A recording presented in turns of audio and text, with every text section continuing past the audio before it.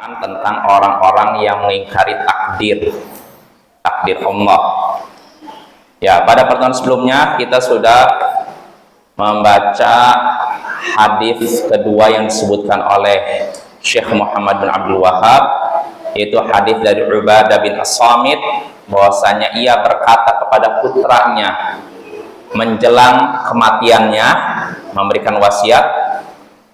Di antara isi wasiatnya, wahai anakku, artinya ya, engkau tidak akan merasakan manisnya iman, rasanya iman, sampai engkau sadar bahwa apa yang ditakdirkan menimpa dirimu tidak akan meleset darimu, dan apa yang tidak ditakdirkan menimpa dirimu tidak akan menimpa dirimu. Yang ditakdirkan menimpa dirimu tidak akan meleset darimu, pasti engkau dapatkan. Dan apa yang tidak ditakdirkan menimpa dirimu, maka dia tidak akan mengenai dirimu. Kalau memang Allah tidak takdirkan seorang dapat sesuatu, maka sesuatu itu tidak akan didapatkan oleh orang tersebut. Lalu Ubadah bin As-Samit menyebutkan dalilnya. Aku mendengar Rasulullah sallallahu alaihi wasallam bersabda, "Inna awwala ma khalaqallahu al-qalam." Sesungguhnya makhluk yang pertama kali Allah ciptakan yaitu pena. Faqala lahu uktub. Lalu Allah pun berkata kepada pena, tulislah. Faqal, pena pun berkata, Rabbi wa madza aktub? Wahai Tuhanku, apa yang harus aku tulis? Allah pun berfirman, uktub maqadira kulli syai'in hatta taqumas sa'ah. Tulislah takdir segala sesuatu sampai terjadinya hari kiamat. Wahai anakku, aku mendengar Rasulullah SAW bersabda, man mata ala ghairi hadza falaysa minni. Siapa yang mati di atas selain ini, di atas keyakinan selain ini, maka ia bukan termasuk golonganku.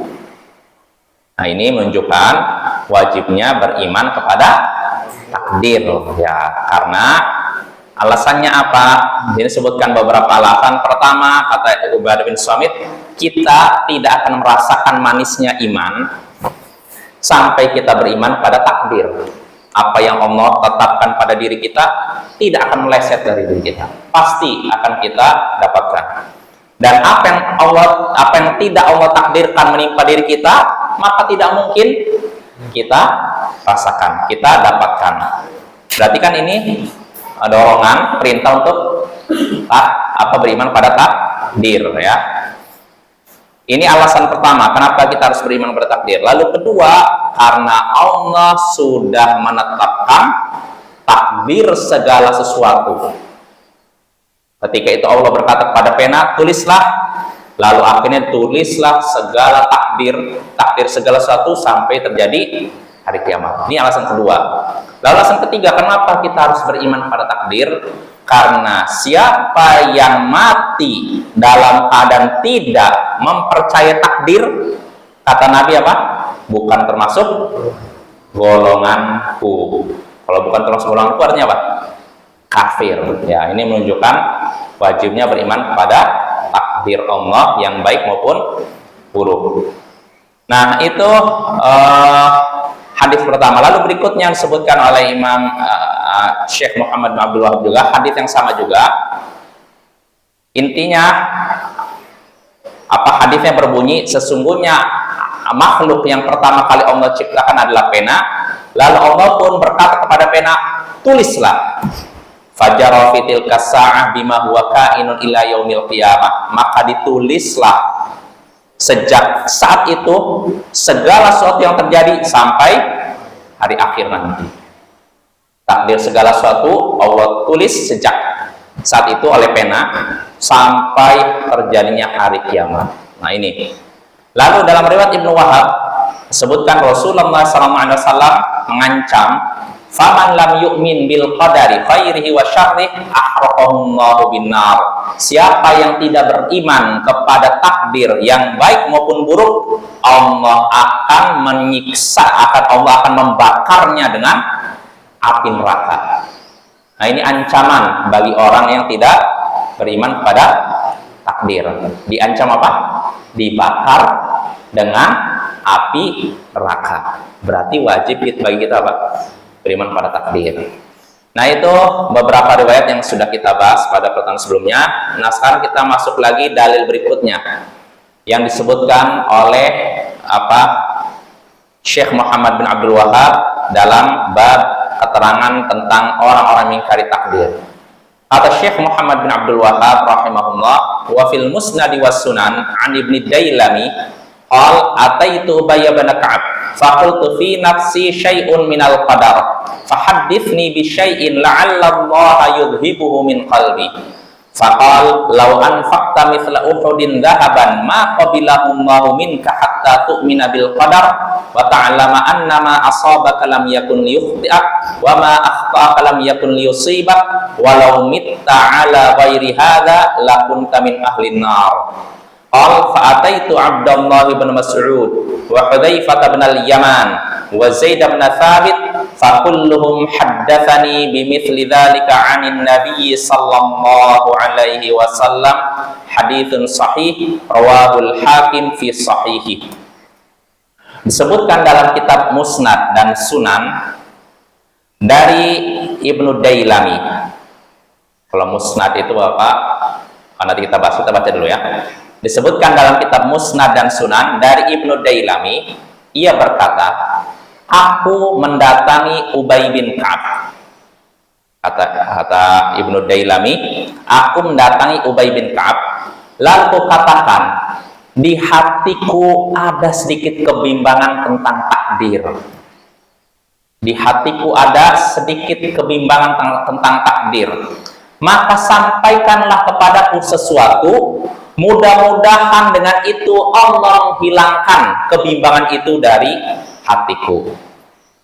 Maka Ubay bin Ka'ab pun berkata, seandainya engkau menginfakkan emas sebesar bukit Uhud, maka Allah tidak akan menerima itu darimu sampai engkau beriman kepada takdir dan engkau sadar bahwa apa yang ditakdirkan menimpa dirimu tidak akan meleset darimu, dan apa yang tidak ditakdirkan menimpa dirimu maka dia tidak akan mengenaimu. Seandainya engkau mati di atas selain ini, di atas keyakinan selain ini, maka engkau termasuk penghuni neraka. Ibnu Dailami berkata, aku pun mendatangi Abdullah bin Mas'ud, Hudzaifah bin al-Yaman, Zaid bin Thabit. Semua mereka semua menyampaikan kepadaku seperti yang disampaikan oleh Ubay dari Nabi Sallallahu Alaihi Wasallam. Hadis ini hadis sahih, kata Syekh Muhammad bin Abdul Wahab, diriwayatkan oleh Al-Hakim dalam sahihnya, yaitu Al-Mustadrak ala Sahihain. Nah, ini kita bahas Bapak ya. Di sini Syekh menyebutkan dalam Al-Musnad dan Sunan. Musnad itu artinya kitab hadis yang disusun berdasarkan sahabat Nabi yang meriwayatkannya. Musnad Abu Bakar As-Siddiq, Musnad Umar bin Khattab, namanya Musnad. Sedangkan Sunan ini buku hadis yang menggolongkan hadis berdasarkan pembagian fikih. Misalnya kitab shalah, misalnya kitab zakat, nah itu namanya Sunan. Contohnya kitab Sunan yang terkenal apa? Abu Daud, Tirmidzi, Ibnu Majah, An-Nasai. Jadi hadis-hadisnya digolongkan berdasarkan apa? Bab-bab fikih. Tapi kalau musnad bukan fikih, tapi berdasarkan sahabatnya. Makanya kalau kita lihat musnad Imam Ahmad, di situ disebutkan musnad Abu Bakar, musnad Umar, Utsman, begitu. Walaupun isi musnad Abu Bakar ini hadis-hadisnya kadang berbicara tentang sholat, zakat, apa campur. Jadi cuma satu sahabat aja, walaupun riwayatnya tentang sholat, zakat, akidah, dan apa semacamnya. Iya, jadi itu musnad. Tapi kalau sunan enggak, berdasarkan fikih. Walaupun bisa jadi pembahasan misalkan wudhu, misalkan sunnahnya anggap hadis tentang Bismillah sebelum wudhu, misalkan disebutkan dari sahabat Ubay bin Ka'ab, lalu ada Utsman. Jadi bukan satu sahabat saja, tapi ada beberapa sahabat. Intinya hadis-hadisnya dibawakan dalam satu bab tentang Bismillah misalkan, atau berikutnya tentang menjaharkan bismillah dalam sholat misalkan gitu. Kita lanjut dari Ibnu Dailami, seorang ulama tabi'in. Ia berkata, aku mendatangi Ubay bin Ka'ab, seorang sahabat Nabi, termasuk ulamanya sahabat Nabi. Ibnu Dailami berkata, aku mendatangi Ubay bin Ka'ab, lalu kukatakan kepada Ubay bin Ka'ab, di hatiku ada sedikit kebimbangan tentang takdir. Ada sedikit kebimbangan tentang takdir. Maksudnya apa? Karena di zaman itu, setelah era sahabat, di akhir era sahabat, sudah bermunculan orang-orang yang apa? Mempermasalahkan takdir. Kenapa? Apa iya Allah menakdirkan segala sesuatu? Kalau Allah menakdirkan segala sesuatu berarti tidak adil. Orang yang begini, mulai mempermasalahkan sebagian orang. Nah, itu muncul di akhir era sahabat, plus juga setan bermain. Kadang setan bermain, Bapak ya, membisikkan sesuatu. Kalau memang sudah ditakdirkan, terus untuk apa kamu beramal? Jadi gitu kan, bisikan sesuatu pada kita. Nah, Ibnu Dailami dia seperti itu. Dia mendatangi Ubay bin Ka'ab, ulamanya sahabat Nabi, bukan orang biasa nih. Lalu berkata, di hatiku ada sedikit kebimbangan tentang masalah takdir. Maka sampaikanlah kepadaku sesuatu, mudah-mudahan Allah menghilangkan kebimbangan itu dari hatiku. Artinya Ibnu Dailami ingin Ubay bin Ka'ab menyampaikan hadis Nabi Sallallahu Alaihi Wasallam, nasihat yang isinya itu dalil itu. Maka Ubay pun memberikan wasiat dengan berkata, ini hadis Nabi ya, berdasarkan hadis Nabi. Seandainya engkau, ini kata Ubay bin Ka'ab, seandainya engkau menginfakkan emas sebesar bukit Uhud. Bukit Uhud itu besar ya, luas. Seandainya engkau menginfakkan emas sebesar bukit Uhud, maka Allah tidak akan menerima itu darimu. Sampai apa? Engkau beriman kepada takdir. Artinya, kalau tidak beriman kepada takdir, nggak akan terima. Kalau sudah beriman pada takdir, baru bisa diterima. Gitu. Seandainya engkau menginfakkan emas sebesar bukit Uhud, maka Allah tidak akan menerima itu darimu sampai engkau beriman pada takdir dan engkau tahu, sadar bahwa apa yang ditakdirkan menimpa dirimu tidak akan meleset darimu. Allah menakdirkan kita mendapat sesuatu lah, mendapat rezeki di hari ini jam segini. Maka kalau Allah sudah takdirkan seperti itu, nggak mungkin rezekinya belok, meleset. Pasti akan kita dapatkan. Lalu wa ta'lama wa ma akhta'aka lam yakun liyusibak, dan juga kau sadar bahwa apa yang tidak ditakdirkan menimpa dirimu, maka tidak akan mungkin mengenai dirimu. Misalkan Allah tidak takdirkan kita sakit besok, Allah tidak takdirkan kita sakit besok, sakit apapun, maka ketika esok hari kita tidak akan sakit karena tidak Allah takdirkan. Nah, ini perintah untuk beriman pada takdir. Lalu kata Ubay bin Ka'ab, kalau engkau mati di di atas keyakinan selain ini, keyakinan selain ini, selain apa maksudnya? Beriman pada takdir. Kalau engkau mati dan pada tidak beriman pada takdir, maka engkau akan termasuk penghuni neraka. Lihat, termasuk penghuni neraka. Berarti beriman pada takdir kewajiban. Karena apa? Ditinggalkan dapat dosa, bahkan terancam siksa. Nah, Ibnu Dailami setelah mendapat wasiat dari Ubay bin Ka'ab, dia pun berkata, aku setelah itu mendatangi Abdullah bin Mas'ud, sahabat Nabi, ya kan, ulama sahabat Nabi, dan juga Hudzaifah bin Al-Yaman, ini juga sahabat Nabi, ya, sahibus sir, sahabat rahasia Rasulullah. Lalu datang juga kepada Zaid bin Thabit, ini juga ulama sahabat Nabi, ahli qiraat.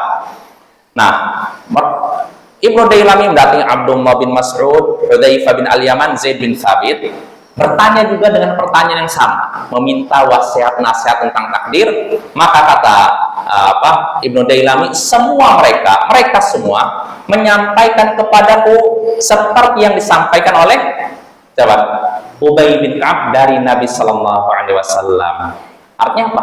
Sama, nasihatnya sama. Kalau engkau menginfakkan hartamu sebesar bukit Uhud, emas sebesar bukit Uhud, Allah tidak akan menerimanya sampai beriman kepada takdir. Artinya semuanya sama, karena dari sumber yang sama, yaitu siapa? Nabi Sallallahu Alaihi Wasallam. Nah, ini hadisnya sahih, kata Syekh Muhammad bin Abdul Wahab, diriwayatkan oleh Al-Hakim dalam sahihnya, yaitu Al-Mustadrak ala Sahihain. Nah, itu hadisnya, jelas Bapak ya? Soal jelas ya. Dari sini kita langsung masuk saja masalah yang bisa kita petik dari hadis dari bab ini ya, atau kandungan yang ada dalam bab ini. Al-ula, masalah yang pertama, bayanu fardil imani bil qadar. Penjelasan tentang wajibnya iman kepada takdir. Hadis tadi yang dari awal sampai akhir, semuanya merupakan penjelasan, keterangan tentang wajibnya iman kepada takdir, ya, kepada qadar, takdir Allah yang baik maupun buruk. Maka wajib, Bapak ya, jangan sampai kita tidak beriman pada takdir. Konsekuensinya berat, nggak ringan. Dan sayangnya banyak bermunculan di zaman sekarang orang-orang pengingkar takdir, orang-orang yang punya pemikiran qadariyah, para pengingkar takdir, penolak takdir. Dan ini tentu saja bahaya ya, bisa melenyapkan iman kita. Karena beriman pada takdir ini rukun iman ya. Satu rukun iman hilang semua iman. Jelas Bapak ya? Ini 6 rukun iman 6 ini harus kita yakini. Satunya hilang aja, hilang semuanya. Ya. Jadi iman tuh seperti itu ya. Rukun iman itu satu kesatuan, yang hilang satu hilang semuanya. Gak bisa dipisahkan antara satu dengan yang lainnya. Itu yang pertama. Ats-tsaniyah, yang kedua, permasalahan kedua, bayanu kaifiyatil imani bihi. Keterangan, penjelasan tentang cara beriman kepada takdir. Dalam hadis-hadis tadi disebutkan keterangan tentang cara beriman kepada takdir. Seperti apa cara beriman kepada takdir? Apa yang disebutkan dalam riwayat tadi? Gimana, Des? Bagaimana caranya beriman pada takdir?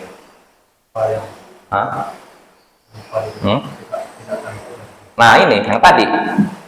Di antara cara beriman pada takdir, kita harus yakin apa yang Allah takdirkan menimpa diri kita pasti terjadi dan tidak mungkin meleset. Ini harus kita cara beriman seperti itu. Dan juga kita harus yakin apa yang tidak Allah takdirkan menimpa diri kita pasti tidak akan sampai ke kita. Nah, ini cara beriman pada takdir. Itu yang kedua. Ats-tsalitsatu ihbatu amali man lam yu'min bihi.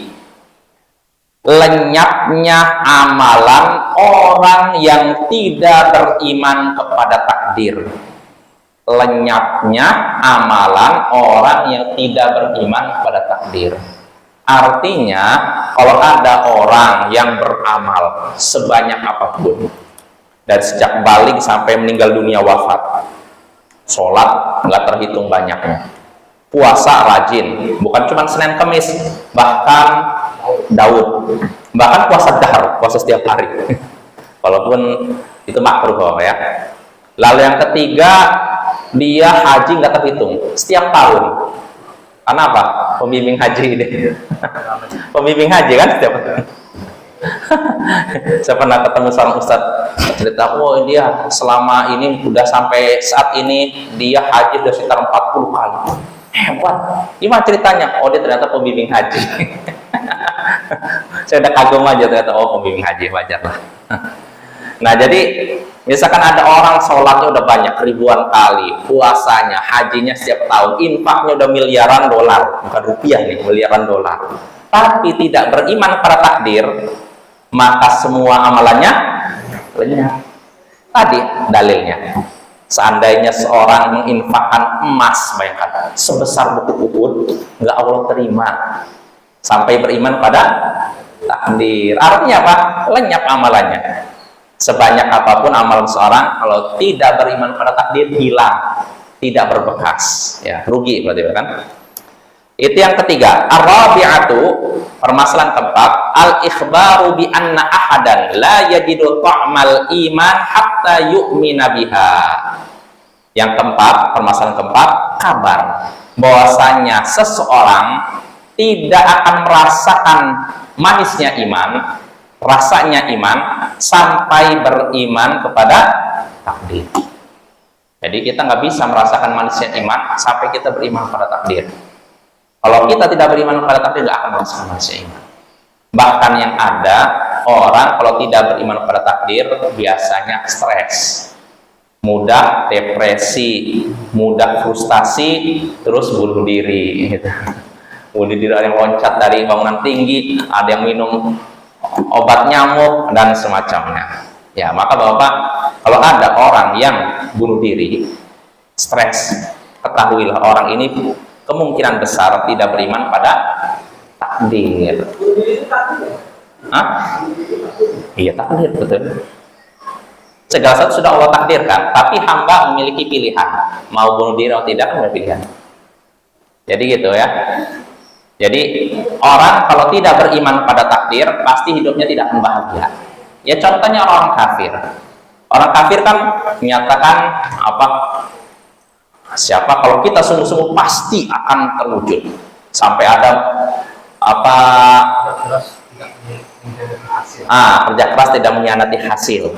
Kalau kita udah kerja keras, pasti hasilnya sesuai dengan kerja keras kita. Bahkan di antara mereka, kalau kita mau kaya, katanya kaya raya, pikirkan di kepala kita, saya punya mobil bagus, rumah bagus. Bayangkan setiap hari begitu. Kalau perlu di pagi hari, katanya, menghadap cermin, lalu kamu akan punya rumah mewah, kamu akan punya begini. Ngomong sendiri, katanya. Di depan cermin. Setiap hari nanti dengan itu, bisa terwujud apa yang diucapkan. Nah ini hati-hati juga nih kayak gini. Sekilas ya tujuannya motivasi bagus, tapi hati-hati. Artinya apa? Dia menyandarkan apa keberhasilan cita-citanya pada dirinya. Seakan-akan tidak menengok takdir. Hati-hati itu Bapak ya. Para motivator itu kalau nggak belajar akidah bisa menyesatkan orang. Hati-hati. Pentingnya belajar akidah seperti ini ya. Jadi kita harus yakin.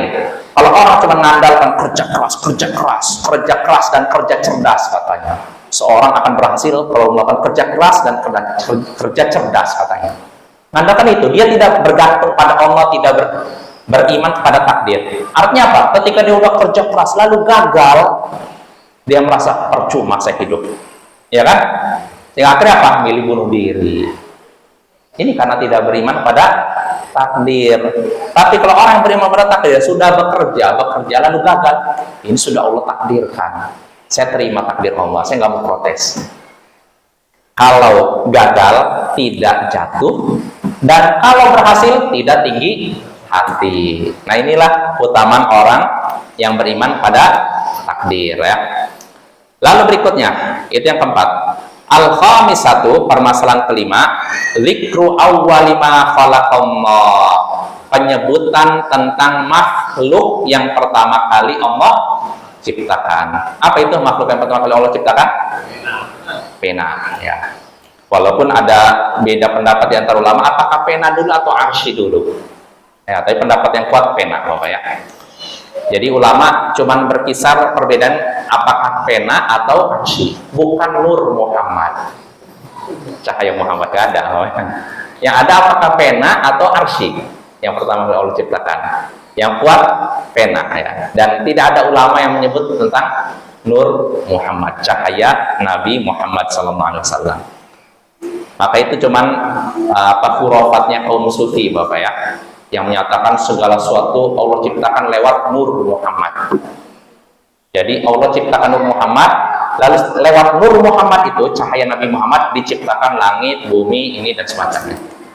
Nah itu keyakinan khurafat yang harus dibersihkan dari umat Bapak ya, kayak gitu. Karena dari sini Bapak, dari khurafat ini biasanya nyambung ke yang lainnya. Seperti keyakinan sebagian sekte sufi, sekte Barelvi contohnya, meyakini Nabi Muhammad tidak punya bayangan. Jelas.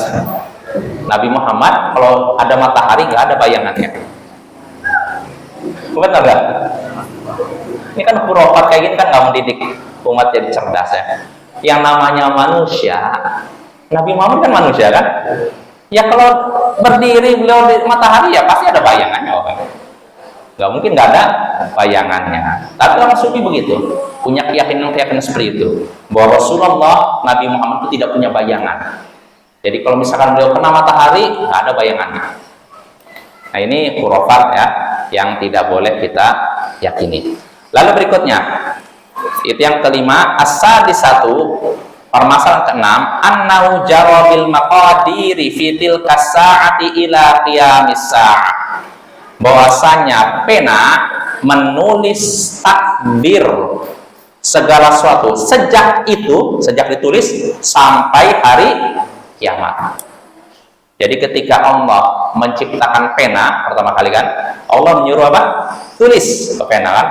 Maka sejak saat itu ditulis segala sesuatu yang terjadi sampai hari kiamat nanti. Nah itu ya, itu yang keenam. As-sabi'atu, permasalahan ketujuh, bara'atu sallallahu alaihi wasallam mimman lam yu'min bihi. Sikap Nabi sallallahu alaihi wasallam berlepas diri dari orang yang tidak beriman kepada takdir. Nabi berlepas diri dari orang yang tidak beriman kepada takdir. Sebagaimana Nabi nyatakan, man mata ala ghairi hadza falaysa minni. Siapa yang mati di atas keyakinan selain ini, itu tidak beriman pada takdir, maka ia bukan termasuk golonganku. Artinya Nabi apa? Berlepas diri. Nah, saya nanya Bapak, kalau misalkan Nabi menyatakan saya berlepas diri dari orang yang tidak beriman pada takdir, boleh tidak kita mengatakan demikian? Boleh nggak? Boleh. Jangan dianggap ini memecah belah umat. Akhirnya segala penyimpangan ditoleransi. Nah, Nabi saja berlepas diri, maka kita pun berlepas diri. Kalau kita tahu ada orang yang mengingkari takdir, saya berlepas diri dari orang itu. Kalau kita tahu ada tokoh yang ditokohkan di umat ini, lalu tidak beriman pada takdir, kita katakan kita berlepas diri dari orang ini. Nah, ini sebagai bentuk mengikuti siapa? Nabi kita sallallahu alaihi wasallam. Lalu ats-tsaminah, permasalahan ke-8, adatus salaf fi izalati syubhati bi su'alil ulama.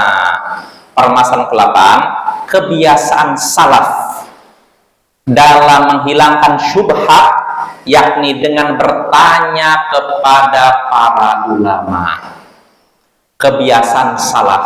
Salaf artinya siapa? Orang terdahulu ya, sahabat, tabi'in dan tabi'in. Kebiasaan orang terdahulu dalam menghilangkan syubhat. Syubhat itu kerancuan dalam masalah agama. Dengan cara apa? Bertanya kepada para ulama. Maka ini juga pelajaran bagi kita Bapak-Bapak ya. Kalau kita punya permasalahan yang mengganjal, terutama dalam masalah agama, jangan dibiarkan numpuk di kepala. Segera hilangkan. Di antara hilangkan nggak dengan cara apa? Bertanya kepada para ulama, orang yang punya ilmu. Ya siapapun, misalnya kita kan punya mungkin yang lebih di atas kita, siapa yang lebih alim. Jangan kita merasa dengan ilmu yang kita miliki, saya sudah belajar banyak, saya sudah belajar kitab ini, kitab tauhid, usul tsalatah, terus qawaidul arba', nggak perlu saya nanya para ulama, saya udah alim umat ini. Nah yang kayak gini, orang udah ngerasa pede gini, biasanya sesat. Ya? Para ulama kita yang sekarang masih hidup, sampai saat ini masih hidup, mereka saja kalau ada masalah-masalah besar, mereka bertanya kepada ulama yang lebih tinggi. Padahal kalau dibilang dari sisi keilmuan mereka pun mumpuni, tapi mereka nggak seperti itu. Mereka tetap tawadhu, rendah hati, diserahkan kepada siapa? Ulama yang lebih alim. Seperti kisah Syekh bin Baz dengan Syekh Muhammad bin Shalih Al-Utsaimin. Ini dua-duanya, dulunya Syekh bin Baz guru, Syekh Muhammad bin Shalih Al-Utsaimin murid. Tapi Syekh Muhammad bin Shalih Al-Utsaimin ini orang yang giat dalam belajar, sehingga di akhir hayat mereka seakan-akan setara. Padahal yang satu guru, satu murid. Jadi kalau ulama Ahlus Sunnah di abad 20 itu kalau memiliki masalah apa, mereka merujuk pada dua ulama ini. Syekh Muhammad bin Shalih, Syekh bin Baz, Syekh Muhammad bin Shalih Al-Utsaimin, satu lagi di Yordan, Syekh Muhammad Nasiruddin Al-Albani. Ini tiga ulama yang jadi rujukan dunia. Nah, Syekh Muhammad Ibn Al-Utsaimin dengan Syekh bin Baz ini yang satu murid, satu guru. Tapi ketika menjelang meninggal mereka seakan-akan setara. Namun walaupun begitu, pernah dalam suatu ketika Syekh Muhammad bin Shalih Al-Utsaimin dan Syekh bin Baz ada di satu majelis fatwa. Ditanya oleh penanya, yang ditanya Syekh Muhammad bin Shalih Al-Utsaimin. Syekh Muhammad bin Shalih Al-Utsaimin. Namun apa jawab? Tanya ke Syekh bin Baz. Kenapa itu? Gurunya. Padahal kalau beliau jawab bisa nggak? Oh, beliau faqih. Sampai-sampai para ulama sekarang memberi gelar beliau faqihuz zaman, orang faqih Syekh Muhammad bin Shalih Al-Utsaimin. Artinya apa? Kalau kita mau lihat keilmuan Syekh Muhammad bin Shalih Al-Utsaimin, lihat dari karya tulisnya. Nampak sisi keilmuannya itu. Dalam masalah fikih, usul fikih, akidah, benar-benar nampak apa keilmuan beliau. Iya, tapi herannya ketika beliau ditanya, tanya Syekh bin Baz. Bayangkan, beliau nggak, oh menurut saya nggak. Ini beliau ada guru beliau tanya-tanya ke Syekh bin Baz. Nah ini Bapak ya, ini termasuk tawadhu. Dan selain itu, kalau itu udah meninggal, Syekh Muhammad bin Shalih Al-Utsaimin dan Syekh Abdul Aziz bin Baz sudah meninggal. Yang nyata di zaman sekarang ada lagi Syekh Shalih Al-Fauzan. Saya lihat di YouTube setelah 5 tahun, 7 tahun, atau 10 tahun yang lalu, dalam sebuah acara, ketika itu dihadiri oleh para ulama, dihadiri para wartawan. Dan ketika itu pembawa acara memberikan, jadi acara biasanya kan ada mukadimah, kata pengantar kan, dari syekh ini baru dibuka kan. Nah ketika itu pembawa acara menyatakan sekarang acara akan didahului dengan kata pengantar oleh Syekh Dr. Shalih Al-Fauzan bin Abdul Al-Fauzan.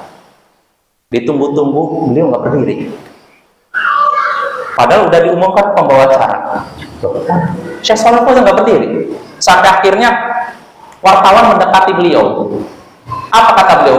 Nggak pantas saya berbicara sedangkan syekh saya ada di sini. Guru saya ada di sini. Siapa gurunya?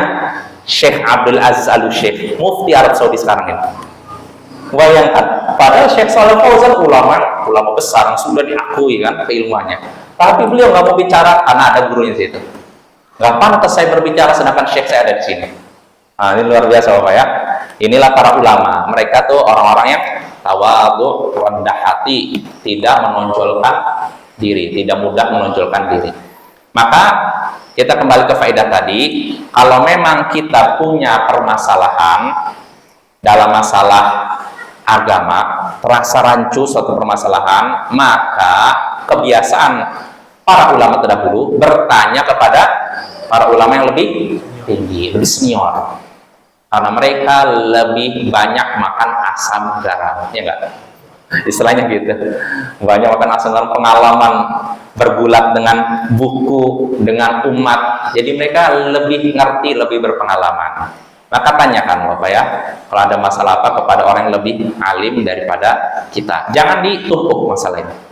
Syubhat, kalau dibiarkan, masih kita dengar syubhat, lalu kita biarkan aja nggak bertanya, nanti lama-kelamaan bisa menggerogoti otak kita.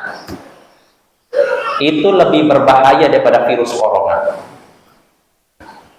daripada AIDS, HIV. Iya betul, syubhat lebih berbahaya karena syubhat yang dirusak hati. Tapi kalau penyakit corona, AIDS atau apa yang dirusak badan. Kalau rusak badan kita masih ringan, tapi kalau yang rusak hati kita bagaimana? Ini bahaya Pak ya. Maka kalau ada syubhat, tanyakan kepada yang alim, lebih alim daripada kita. Apa? Saya dengar ceramah orang yang nggak jelas nih, dia ngomong begini. Tanyakan, jangan dibiarkan.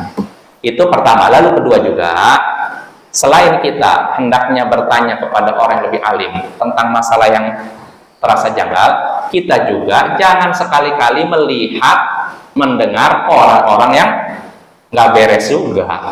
Karena orang yang nggak beres biasanya mengeluarkan syubhat. Jangan kita iseng, sekali-kali kita lihatlah ceramahnya orang Syiah seperti apa sih? Jangan. Buat apa manfaatnya? Kan selingan hiburan, nggak ada. Karena bisa jadi situ setan apa? Memasukkan syubhat. Hati-hati Bapak ya. Saya penasaran gimana sih ceramahnya orang sufi? Kan biasanya lucu-lucu mereka, kisah-kisah khurafat. Nggak perlu. Jangan isi kepala kita dengan sampah Bapak. Tuh, sampah syubhat, jangan. Karena kalau isi kepala kita sampah, ya nanti yang keluar dari mulut kita pun sampah. Maka nggak usah kita dengar ceramah orang sufi, orang Syiah. Itu hanya merusak, mengotori hati dan otak kita. Usah. Masih banyak yang belum kita pelajari kan, Sahih Bukhari atau ceramah-ceramah yang bermanfaat. Nggak usah lihat yang ceramah-ceramah seperti itu, ya. Nah, seperti saya pernah ada suatu ustaz, mungkin saya pernah cerita juga. Ini nyata kejadian ketika dulu marak-maraknya penolakan terhadap Syiah di tahun 97. Dulu Masjid Istiqlal, MUI juga masalah, mengadakan seminar tentang Syiah. Intinya MUI kita itu ingin memfatwakan Syiah sesat. Tapi gagal. Kenapa? Di dalamnya yaitu sulit Bapak ya. Nah, artinya apa? Di masa itu lagi giat-giatnya orang-orang membantah Syiah, dai-dai membantah Syiah. Nah, seorang ustaz ini cerita, ada seorang ustaz dai lah bisa dibilang. Ketika marak-maraknya pembahasan Syiah, dia pun buka-buka buku Syiah, dibaca semuanya. Setiap hari dia membaca buku Syiah. Untuk apa? Bantah. Tujuannya baik kan? Tapi dia lupa dengan buku sunnah katanya. Sibuk dengan bantah-bantah, tapi dia sini nggak mendalami Al-Quran, sunnah. Udah lupa sibuknya dengan buku Syiah. Sehingga akhirnya apa? Di kemudian hari dia jadi dai Syiah. Padahal asalnya bukan Syiah. Karena apa? Yang masuk ke kepala dia sampah terus. Kalau udah banyak dia mau nolak nggak bisa, akhirnya udah masuk menggerogoti kepalanya, otaknya dan hatinya. Berubahlah dia menjadi Syiah. Maka saya tidak menganjurkan saudara-saudara sekalian, bapak-bapak atau ibu-ibu untuk melihat ceramah-ceramah orang Syiah, orang Sufi. Nggak ada manfaatnya. Ya. Masih banyak ceramah ulama Ahlussunnah yang bermanfaat. Ya. Itu ya. Base yang terakhir ya. Terakhir permasalahan ke-9. Annal ulama ajabuhu bima yuzilu syubha wa dzalika annahum nasabul kalama ila Rasulillah sallallahu alaihi wasallam faqat. Permasalahan ke-9, bahwasanya para ulama menjawab sesuatu dengan sesuatu yang menghilangkan syubhat. Para ulama menjawab, memberikan jawaban dengan sesuatu yang menghilangkan kesamaran. Seperti apa? Karena mereka menyandarkan perkataan kepada Rasulullah Sallallahu Alaihi Wasallam saja. Artinya ulama hendaknya kalau mendapatkan pertanyaan, jawablah pertanyaan itu dengan dalil, maksudnya begitu. Kalau ada pertanyaan yang janggal, apa hukum ini wahai syekh, wahai buya? Jawabnya menurut saya pikir, saya kira enggak. Jawabannya bagaimana? Oh, itu tidak boleh karena Rasulullah bersabda demikian. Oh, itu tidak boleh karena Allah berfirman demikian. Jelas apa ya? Nah, ini kewajiban bagi orang yang berilmu menjawab pertanyaan dengan sesuatu yang menghilangkan keraguan. Caranya bagaimana? Dengan menyebutkan dalil. Itu Rasulullah bersabda demikian, Allah berfirman demikian. Ya, dengan ini selesai kita dari bab maja fi munkiril qadar. Bab keterangan tentang para pengingkar takdir. Berarti pada pertemuan berikutnya kita masuk bab baru, yaitu bab maja fil musawwirin, bab keterangan tentang para penggambar. Gambar apa? Gambar apa? Oh, ini ada pembahasan seru nih. Insyaallah akan kita bahas pada pertemuan berikutnya. Wassallallahu ala nabiyyina Muhammadin wa ala alihi wa sahbihi ajma'in. Wa akhiru da'wana anil hamdulillahi rabbil alamin. Assalamualaikum warahmatullahi wabarakatuh.